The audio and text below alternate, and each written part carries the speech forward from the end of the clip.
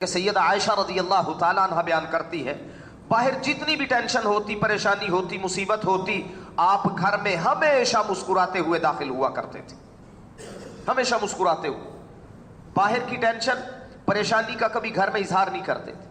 جب گھر والے ریلیکس ہو جاتے، مطمئن ہوتے، پھر دھیرے دھیرے بتایا کرتے تھے، ایسے نہیں بتاتے تھے۔ اور ہمارے ہاں کا طرز عمل، بچوں کو پھر کیا بتائیں، کیا سمجھائیں، جب خود بڑوں ہی کو پتہ نہیں ہے ہم نے پیش کیسے آنا ہے۔ اگر وہ خدا کی بندی گھر کے کاموں میں مصروف رہ کر کوئی کام اس سے کرنا رہ جائے، اسی کو بنیاد بناتے ہیں۔ کھانا تیار نہ ملے، کھانا ٹھنڈا ملے، ایمرجنسی کہیں نکلنا ہے، کپڑے استری نہیں ہے، شامت آ جاتی ہے، اور اس کو مردانگی سمجھا جاتا ہے۔ یہ مردانگی نہیں ہے، درندگی ہے، مردانگی نہیں ہے۔ اسلام نے یہ تعلیمات نہیں دی ہے، یہ اسلام کی تعلیمات نہیں ہے۔ اسلام سکھاتا ہے نرم دلی، اسلام سکھاتا ہے بچوں کے ساتھ ایسے رہو، دوستانہ ماحول۔ نبی اکرم صلی اللہ علیہ وسلم کا نواسہ ہوا، اس وقت آپ علیہ الصلوۃ والسلام کی عمر 56-57 سال تھی، 56 سال، 55ویں سال کے آخر میں تھے، اور پھر اس بچے کو گود میں لیتے، کبھی کبھی دونوں کو کندھے پہ بٹھاتے، پیشاب کرتے یوں دھاریاں جا رہی ہوتی تھی، غصہ نہیں کرتے تھے، غصہ نہیں کرتے تھے۔ اور اگر اپنے سگے بچے نے گود میں پیشاب کر دیا، شامت کس کی آئے گی؟ بیوی کی۔ پیمپر کیوں نہیں کیا تھا؟ پیمپر کیوں نہیں کیا تھا؟ تمہیں پتہ نہیں تھا، تم مندی تھی، پتہ نہیں کیا کیا القاب دے دیتے۔ اور اگر بچہ کچھ سوال کر لے، 2-4 سوال لگاتار کر لینا، اس پہ بھی اس کو ڈانٹتے، جواب نہیں دیتے، قطعا نہیں دیتے۔ کیا یہ طرز معاشرت، یہ بڑے ہو کے یہ تحت الشعور میں، لا شعور میں یہ باتیں بچے کے تحت الشعور میں بیٹھ جاتی ہیں، نفرت کے بیج بنتے ہیں۔ ابھی تو چونکہ بچہ ہے، اس کو نفرت کا اظہار کا موقع نہیں ملے گا، بڑا ہو کے پھر یہ نفرت کا اظہار زبان سے بے شک نہ کرے، اپنے طرز عمل سے کرتا ہے، یہ ٹائم نہیں دیتا، یہ نفرت کرتا ہے، چونکہ اس نے بچپن میں نفرت ہی دیکھی، یہ دوسروں کی ٹو میں رہتا ہے، اس کو سکھایا یہی گیا ہے۔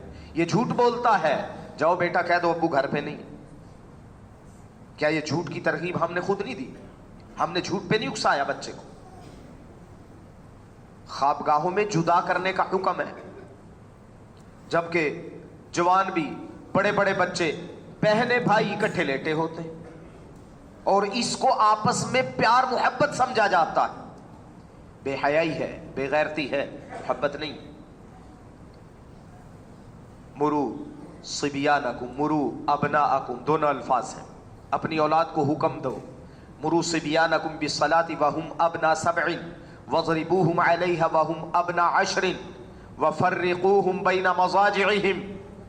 اپنی اولاد کو حکم کرو جب 7 سال کے ہو جائیں نماز کا حکم کرو، اور 10 سال کے ہو کے بھی نہ پڑھے تو ان کی پٹائی کرو۔ وَضْرِبُوهُمْ عَلَيْهَا، ابو داؤد شریف کی صحیح روایت ہے۔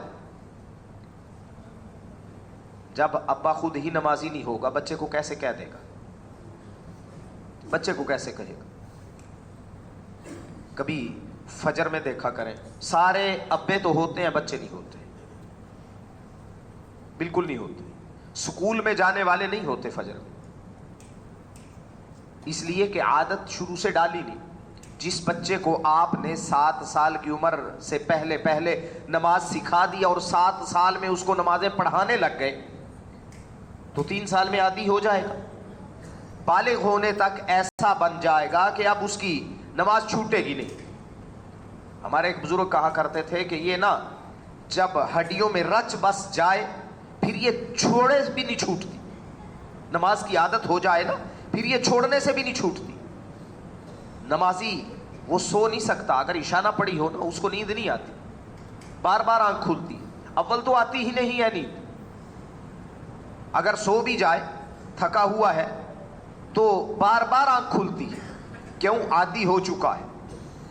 اولاد کو حکم کرو نماز کا 7 سال کی عمر میں، اور ان کے بستر الگ کر دو۔ کس عمر میں کرنے؟ 7 سال کی عمر میں بستر بھی الگ کر دو۔ ہمارے ہاں 10-10 12-12 سال کے ایک ہی بستر پہ لیٹے ہوتے. کیا ایسا نہیں؟ ایسا ہی ہے.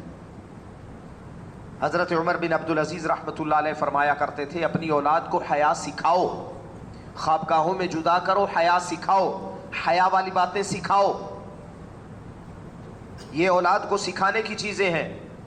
جب بلوغت کے قریب پہنچے ان کو بلوغت کے احکام سکھاؤ, ان کو پتا ہو کہ اب میرے اوپر ذمہ داریاں کیا ہیں. نماز کے فرائض و واجبات, روزے کے موٹے موٹے جو فرائض ہیں, بالغ ہونے سے پہلے پہلے سکھا دینا اولاد کے حق میں والدین کی ذمہ داری ہے. والدین سے پوچھ ہوگی اس بارے میں.